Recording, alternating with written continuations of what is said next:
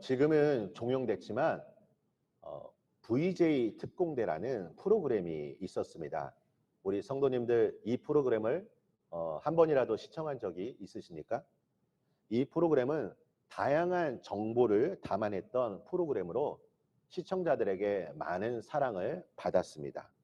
한 선교사님께서 경험하신 이야기입니다.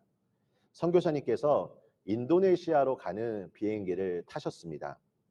비행기에 탑승한 이후에 성도님들도 늘상 그러시겠지만 이제 피곤해서 먼저 잠을 자고 이제 일어났는데 아직도 가야 할 길이 멉니다. 그래서 영화도 보고 이것저것 하다가 문득 옆에 있는 사람을 딱 바라봤는데 한국 사람인 것 같아서 말을 건넸습니다. 그래서 말을 건네는 중에 이제 이분이 무엇을 하는 사람인가 살펴보니까 VJ 특공대에서 그 프로그램을 촬영하러 가는 사람이었던 것입니다. 그래서 선교사님께서 대화를 하다가 이런 질문을 던졌습니다. 인도네시아에는 얼마나 있다가 오실 예정이십니까? 그러자 그 사람이 말씀하기를 한 2주 정도 머물 예정입니다. 선교사님께서 부러운 겁니다. 이분은 일하러 가긴 하지만 이 아름다운 섬에 2주 동안 머물다 오는구나. 너무나 부럽다. 이런 생각을 했습니다. 그런데 갑자기 문득 궁금증이 생겼습니다. 아니, 프로그램은 얼마 시간이 이렇게 편성되지 않은데 왜 이토록 오랫동안 2주 동안 머물까라고 생각해서 질문을 던졌습니다. 아니, 왜 이토록 오랫동안 그 섬에 머무십니까? 그러자 그 분이 대답하기를 저희는 여러 다른 나라를 촬영하러 가면 1주 동안은 아무것도 하지 않고 그냥 그 현지인들과 놉니다 라고 말합니다. 그리고 나서 그곳 사람들과 함께 어울려 말도 하고 여러 가지 함께 즐기다가 일주일이 지나면 촬영을 시작한다고 합니다. 그 이유는 다음과 같습니다. 처음에 그 섬에 도착해서 만약에 카메라를 들면 사람들이 경계하고 촬영에 응해주지 않는다는 것입니다. 그러니까 일주일 동안 현지인들과 함께 동화되면서 함께 친근하게 친밀하게 지내다 보면 자신들이 이제 이곳에 온 목적을 얘기하면 그 촬영에 협조해 준다는 말입니다. 선교사님께서 전해주신 이 메시지는 우리에게 아주 중요한 것을 말해주고 있습니다. 우리 성도님들, 낯선 사람과 대화하는 것이 편하십니까? 물론 좀 친화력이 높은 사람은 처음 만나는 사람하고도 대화를 잘 할 수 있겠지만 나와 관계가 없는 사람, 그리고 나와 어떠한 공통점이 없는 사람과 대화를 오랫동안 하기는 매우 어렵습니다.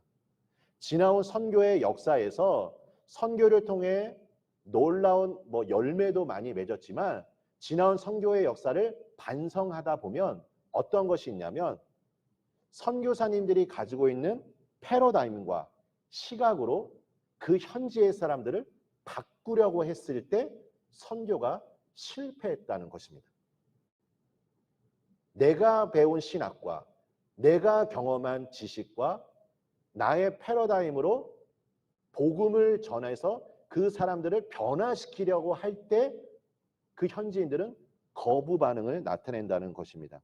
그러니까 이 말은 어떤 의미냐면 우리가 어느 곳에 가든지 그 안에 있는 사람들에게 존중하고 인정하고 그리고 친구가 되어준다면 얼마든지 우리는 친구로서 대화를 나눌 수 있다는 것입니다. 중국 선교의 아버지라 불리는 허드슨 테일러 선교사님의 이야기입니다. 이분이 중국으로 오셨을 때 중국 사람들이 입는 옷을 입었습니다. 그리고 이제 복음을 전하려고 하는데 어떤 한 사람이 말했습니다. 선교사님은 이방인이군요 라고 말했습니다. 온만 중국 사람들이 입는 옷을 입는다고 해서 중국 사람처럼 되는 것이 아닙니다. 그래서 이 허드슨 테일러 선교사님은 중국인들의 진정한 친구가 되기 위해 그 이후로 많이 소통하고 그들의 문화를 인정하고 존중했습니다. 우리 성도님들, 어제도 제가 말씀드렸지만 성탄절이 우리에게 뜻깊은 이유가 무엇일까요? 전능하신 하나님, 하나님이 나와 함께 하신다는 것에 대해 멀게만 느껴졌는데 이 성육신 사건을 통해 예수 그리스도께서 우리와 똑같이 인간의 몸을 입고 오셨다는 의미가 바로 우리를 사랑하고 우리를 존중하고 우리를 귀하게 생각한다는 의미입니다. 한국 사람들은 영어 공부를 참 많이 하는 것 같습니다. 잘 아시다시피 문법은 참 잘합니다. 그래서 외국 사람들이 놀랍니다. 아니 문법을 이렇게 잘하는데 회화를 왜 이렇게 못할까? 제가 중학교 시절 영어를 처음 배웠을 때 제일 기억에 남는 영어 문장이 I am a boy입니다. 이 문장은 많은 사람들이 다 잘 아는 문장이라고 생각합니다. 그런데 이 문장을 제가 쓸 수는 없습니다. 제가 만약에 우리 한국 사람들이나 아니면 외국 사람들한테 I am a boy라고 하면 저를 이상한 눈빛으로 쳐다볼 것입니다. 그러니까 우리가 문법은 잘하지만 이 소통을 위한 배움을 배우지 못했기 때문에 영어 회화에 어려움을 느낀다는 것입니다. 문법이 맞지 않는다 하더라도 소통만 하면 그것은 충분히 회화로서 기능을 발휘하는 것입니다. 제가 미국에서 잠깐 공부를 했을 때 기숙사 생활을 했기 때문에 시간이 날 때마다 한국 사람들과 사귀기보다는 외국 친구들과 함께 많이 친해지려고 노력했습니다. 같이 식사도 하고 대화를 나누는데 물론 미리 말씀드리지만 제가 영어를 잘하지는 않습니다. 능숙하게 하지는 못합니다. 그런데 이제 대화를 나누다 보면 어떤 한계를 느낍니다. 그것은 무엇이냐면 이 친구들은 막 웃고 있는데 저는 하나도 즐겁지가 않습니다. 그러니까 이 외국 친구들이 가지고 있는 문화와 이 웃음 코드를 제가 이해할 수 없었기 때문입니다. 저만 따로 노는 듯한 느낌을 받았습니다. 제가 그래서 포기하지 않고 계속 배우려는 자세로 어떻게 하면 외국 사람들에게 웃길 수 있냐 이런 질문도 던지면서 제가 많이 다가갔고 이제 어느 정도 좀 문화를 이해하자 좀 많이 친해지게 되었습니다. 어떤 젊은 사람이 시골에 갔습니다. 밤 늦은 시간 이제 잠깐 밖에 나왔는데 그곳에 마을 할아버지와 우연히 마주쳤습니다. 그러자 할아버지가 말씀하기를 어디가? 라고 이야기했습니다. 청년이 순간 당황했습니다. 아니 내가 어디를 가든지 왜 관심이 있지? 하면서 곰곰이 생각하다가 할아버지한테 이렇게 얘기했습니다. 할아버지 제가 어디를 가든지 뭐가 그렇게 궁금하시나요? 라고 대답을 했습니다. 그런데 나중에 알고 보니까 이 마을의 전통은 밤에 사람을 만날 때 그냥 하는 인사말이 무엇이냐면 어디 가였습니다. 어디 가. 그러니까 어디를 가는지 궁금해서 물어보는 것이 아니라 그냥 인사였던 것입니다. 그래서 나중에 이 젊은 청년과 할아버지가 어색하게 그 관계로 남게 되었습니다. 여러분 이것은 이 젊은 남자가 마을을 향한 이해 부족으로 설명할 수 있을 것입니다. 제가 조금은 시간을 들여서 VJ 특공대부터 지금 이 순간까지 이런 예화들을 드는 이유가 무엇일까요? 예수님을 믿는 우리들에게 가장 중요한 사명이 무엇입니까? 바로 복음 전파입니다. 복음을 전하는 것 외에 다른 소중한 것은 그 어떤 것도 없습니다. 내 신앙의 모든 것들은 복음과 관련되어 있습니다. 우리 성도님들의 일터, 가정, 하나님이 나와 함께 하시고 내 삶 속에 베풀으신 이 모든 은혜들은 복음과 관련되어 있습니다. 기도의 응답도 마찬가지입니다. 복음하고 관련되어 있습니다. 우리는 복음을 알아야 하고 이 알미 실제적으로 역사되는 것을 경험해야 합니다. 그런데 이 복음이 들려져야 한다는 것입니다. 복음은 너무 좋은데 이 복음을 전할 때 이 복음을 듣는 사람이 이것을 받아들여야 하는 것이 매우 중요하다는 것입니다. 오늘 설교의 제목 그리고 바울의 고백처럼 아무쪼록 몇 사람이라도 구원하기 위해 각 사람들이 들을 수 있는 복음을 전해야 하는 것입니다. 제가 찬양 인도를 잠깐 한 적이 있습니다. 모교에서 잠깐 인도를 하였는데 저희 교회에서는 찬양의 은사가 많은 분들이 너무나 많았습니다. 제가 설 자리가 사실 없었습니다. 그런데 너무 우연히 제가 군대에서 제대를 하고 모든 찬양팀 단원들이 군대를 가거나 여러 일정으로 함께하지 못했습니다. 그래서 제가 어쩔 수 없이 찬양 인도를 했습니다. 열심히 준비를 했습니다. 찬양 준비를 하면서 받은 은혜도 참 많았습니다. 그런데 어떤 분이 저한테 한 가지 조언을 해 주었습니다. 그것은 무엇이냐면 찬양 인도자만 좋아서는 안 된다는 것입니다.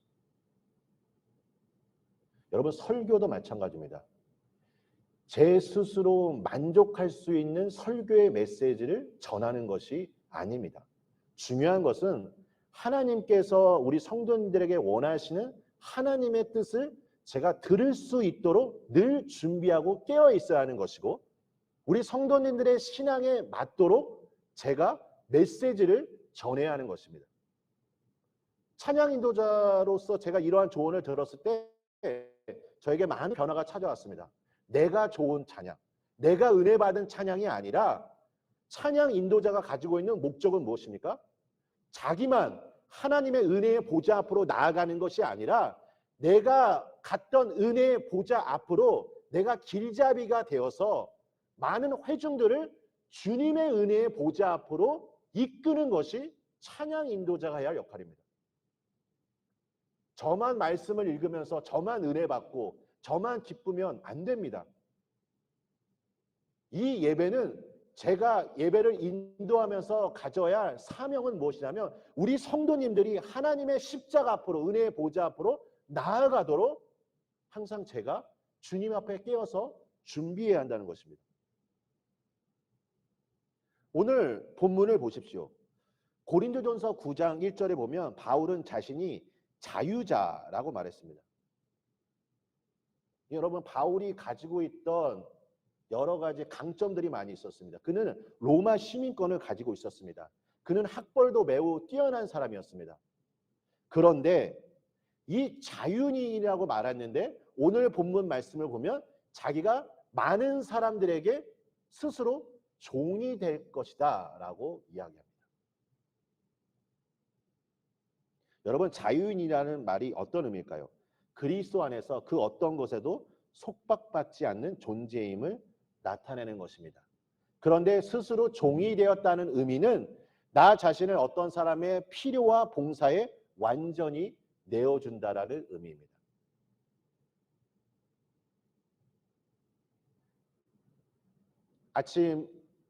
아침부터 시작해서 저녁까지 저에게 맡겨진 사역의 일정이 있지만 저도 밤에는 제 자유 시간을 보내시기도 싶고 제가 하고 싶은 일을 하고 싶기도 하지만 성도님들이 원하신다면 저는 기꺼이 오늘 이 바울처럼 제가 가지고 있는 자유함을 포기하고 스스로 우리 성도님들을 섬기기 위해 성도님들이 원하는 삶의 자리로 나아갈 것입니다.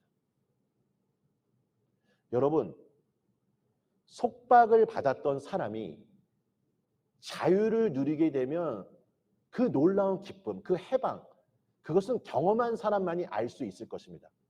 다시는 속박받은 그 상태로 가고 싶지 않을 것입니다. 그런데 바울이 예수 그리스도를 만남으로 말미암아 참된 자유를 누리게 되었고 이 자유를 그냥 본인만 누리면 되는데 스스로 자기가 속박받는 그 종의 상태로 머물 것이다 라고 말합니다. 여러분 그 이유가 무엇일까요?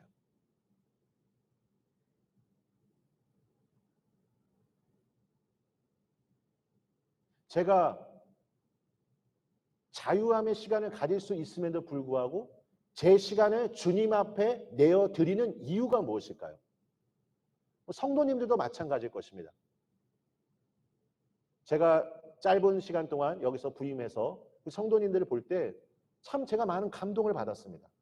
삶의 현장에서 너무나 바쁘신데 제가 부탁드리면 시간을 쪼개서 교회에 오셔가지고 교회 관리라든지 교회 여러 곳에 봉사하시는 모습,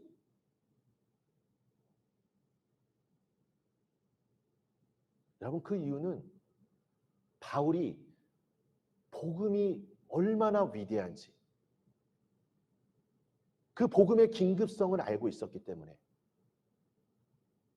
자신이 스스로 종이 된 것입니다.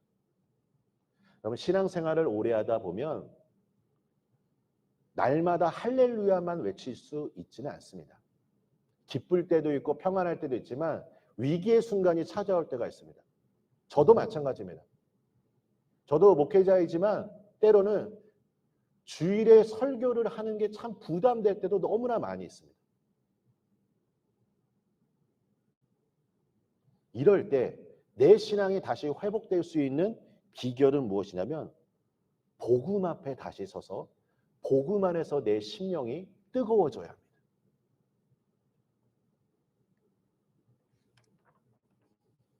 저는 바울이 자신이 삶이 다하는 그 순간까지 예수님의 마음과 열정으로 사역을 했었던 이유가 복음을 위해 살았기 때문이라 확신합니다.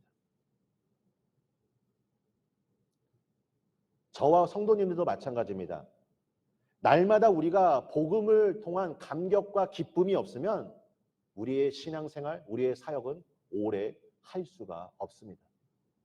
제가 성도님들에게 사역 봉사 지원서에 대해서 안내를 드렸지만 사실 사역보다 중요한 것은 우리 성도님들의 신앙입니다. 뜨거운 열정입니다. 내가 예수님을 만나는 감격과 기쁨이 있어야 합니다. 그런데 중요한 것은 저번에도 말씀드린 것처럼 내가 훈련의 과정에 나아가야 그 은혜를 경험할 수 있는 것입니다.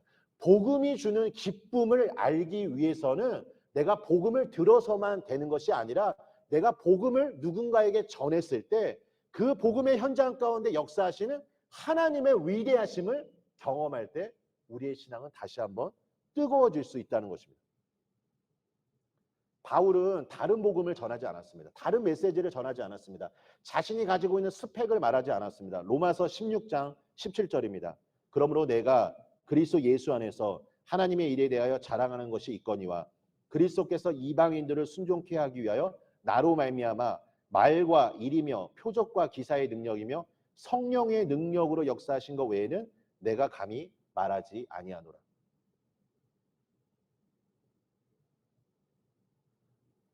바울이 삶 속에서 어떠한 것을 경험했는지 우리가 구체적으로 많이 알 수는 없지만 오늘 이 본문을 통해 한 가지 알 수 있는 것은 바울이 전한 복음은 무엇이냐면 자신이 복음을 전할 때 나타났던 표적, 기사, 능력, 성령의 능력으로 역사하신 것, 그것만 전했다는 것입니다.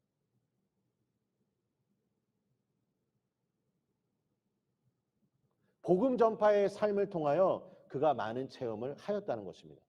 복음을 전한다는 것은 내가 복음을 알게 되는 시간이 되고 복음의 능력이 어떠한 것인지 얼마나 위대한지 경험하는 시간이 될 것입니다. 여러분 결혼한 가정에 생명이 한번 태어났다고 생각해 보십시오.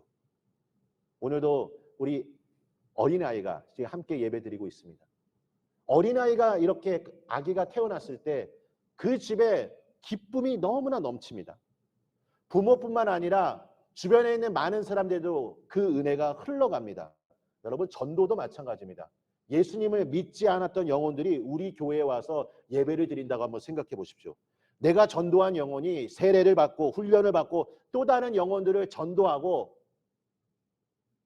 나에게 마지막에 그 복음의 기쁜 소식을 전해주어서 너무나 감사합니다.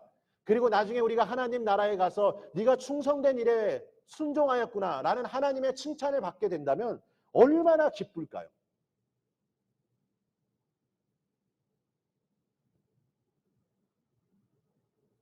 한 아이가 태어나서 집을 어지럽힙니다. 해야 할 일들이 너무나 많이 있습니다. 근데 그것은 우선순위에서 밀려납니다. 중요한 것은 무엇입니까? 이 아이를 성장시키고 양육하는 것이 중요합니다. 이것이 우선이기 때문에 집이 어지러워도 별 상관이 없습니다. 나중에 하면 됩니다. 여러분, 교회도 마찬가지입니다. 교회에 여러 가지 문제들이 나타나는 이유 중에 하나가 무엇이냐면 영혼 구원의 역사가 없을 때 교회는 문제가 찾아옵니다. 우리 교회에 많은 영혼들이 교회에 와서 예배드린다고 생각해 보십시오. 그 영혼 돌보는 것만으로도 벅찹니다. 서로 간의 시기, 분쟁, 다툼 할 시간이 없습니다. 지금 한 영혼이 성장하는 것에 또 너무나 시간이 많이 소요되기 때문에 그 어떤 것에 신경 쓸 겨를이 없습니다.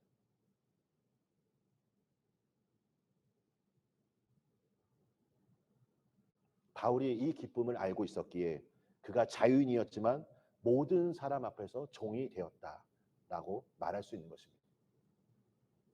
저는 성도님들에게 분명히 말씀드립니다. 복음을 위한 일에 저에게 어떠한 것을 말씀하신다 하더라도 저는 그 어디에도 갑니다. 밤 12시에도 갈 마음이 있습니다. 본질적인 것 외에는 저는 하나님 앞에 제 시간과 제 에너지를 드리겠다고 결단한 사람입니다. 그리고 바울처럼 이 복음을 전한 현장 가운데 느낄 수 있는 이 감격, 기쁨, 저는 이것을 함께 누리길 원합니다.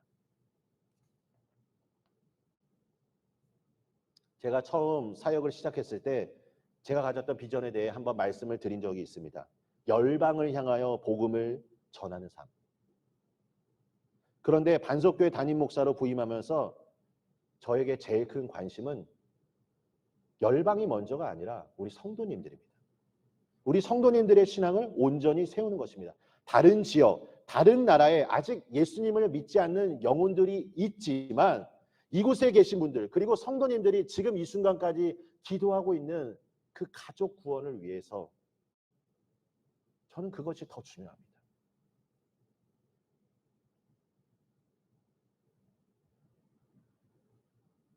제가 이 메시지를 전하는 이유는 사람의 교제가 많이 만나는 것 같지만 아주 가까이서 교제하는 사람이 한 12사람 정도 된다고 합니다. 이것이 교육학을 전공한 사람들의 말입니다. 얼굴을 기억할 수 있는 사람은 한 300명 정도 된다고 말합니다. 즉 우리는 관계의 한계를 가질 수밖에 없습니다. 저도 마찬가지입니다. 제 사역의 시간 속에서 많은 부분들은 우리 성도님들을 향한 시간입니다. 성도님들의 신앙과 성도님들이 기도하고 있는 이 전도 대상자 그리고 가족의 신앙을 위해서 우리는 그 무엇보다 우선적으로 그 일에 함께 동역해야 할 것입니다. 내 삶에 만나는 사람들을 소중하게 생각하고 나 아니어도 누군가가 전하겠지라는 생각보다는 나 아니면 복음을 듣지 못하겠구나 라는 마음으로 우리가 생각하는 것입니다. 아무쪼록 몇 사람이라도 더 전도하기 위해 종으로서 섬김의 모습을 보였던 바울은 갈라디아서 5장 13절에 우리에게 동역자로서 이러한 메시지를 전해줍니다. 형제들아, 너희가 자유를 위하여 부르심을 입었으나 그러나 그 자유로 육체의 기회를 삼지 말고 오직 사랑으로 서로 종노릇하라. 유대인들에게는 유대인들처럼, 율법 아래에 있는 자들에게 율법 아래에 있는 자들처럼, 약한 자들에게 약한 자가 된 것은 바울이 그들과 친구가 되었다는 의미입니다. 복음의 진리에 대해서는 우리가 분명해야 합니다. 신학자 윌리엄 바클레이가 바울의 전도 방법에 대해서 이렇게 말하였습니다. 이것은 위선적인 이중 인격자가 되어 두 가지 말을 하는 것이 아닙니다. 현대적으로 말하면 바울은 누구와도 대화가 통할 수 있는 사람이었습니다. 이것은 다른 사람들의 마음이나 세계관을 이해하려는 노력이 있었다는 의미입니다. 그러니까 유대인들에게는 유대인들에게, 율법 아래에 있는 자는 율법 아래에 있는 자. 이것은 이중적인 모습이 아니라 바울이 정말 그들을 이해하고 존중하여 친구가 되었고 서로 대화가 통할 수 있는 사람이 되었다는 의미입니다. 저는 방송인 유재석 씨를 볼 때마다 참 배울 점이 많다고 생각합니다. 유퀴즈라는 프로그램을 참 많이 보는데 어떤 등장인물이 온다 할지라도 항상 그 사람과 대화를 이끌어 나갑니다. 저는 그것이 유재석 씨가 가지고 있는 탁월함이라고 생각합니다. 사람에 대한 이해, 사람에 대한 존중. 제가 예전에 불신자분하고 한번 대화를 나눈 적이 있었는데 솔직하게 말씀드리면 어려움을 많이 느꼈습니다. 저는 늘 목회를 하다 보니까 많은 시간이 성도님들과 함께 머물기 때문에 제가 쓰는 용어가 다 교회에서 쓰는 용어였습니다. 그러니까 불신자분들하고 대화를 나눌 때 참 어려움을 많이 느꼈습니다. 여러분, 복음 전파의 사명을 위해 어쩌면 저보다 우리 이곳에 계시는 성도님들이 더 탁월한 복음 전도자들입니다. 왜 그렇습니까? 우리 성도님들의 삶의 현장이 세상에 있기 때문에 그렇습니다. 세상 사람들에 대해서 우리가 이해하고 존중하고 선교학에서 제일 강조하는 것 중에 하나가 친구입니다. 친구로서 그들과 함께 한다면 우리 성도님들을 통해 복음의 놀라운 역사가 일어나게 될 것이고 이 복음의 놀라운 역사가 나뿐만 아니라 내 주변의 많은 사람들에게 흘러가게 될 것입니다. 디모데후서 2장 10절에 바울이 이와 같이 말합니다. 내가 택함 받은 자들을 위하여 모든 것을 참음은 그들도 그리스도 예수 안에 있는 구원을 영원한 영광과 함께 받게 하려 함이라. 저의 1차적인 목표는 저와 관계하고 있는 많은 사람들이 하나님 나라에 함께 가는 것입니다. 저는 우리 성도님들의 가족들이 함께 성도님들과 하나님 나라에 가길 원합니다. 사실 이것만으로도 우리에게는 여러 가지 어려움과 도전이 될 수 있지만 이 관계의 한계를 생각했을 때 하나님께서 나에게만 맡겨주신 특별한 사명이 있다는 것을 우리는 기억해야 할 것입니다. 여러분, 혼자 하지 마시고 함께 기도 제목을 나누시고 오늘 이 바울이 얘기한 것처럼 그리스도 예수 안에 있는 구원을 이루기 위해 내가 참고 인내하고 헌신할 때 내 헌신과 드림을 통하여 놀라운 열매가 우리 성도님들의 삶의 현장 가운데 맺어지게 될 것입니다.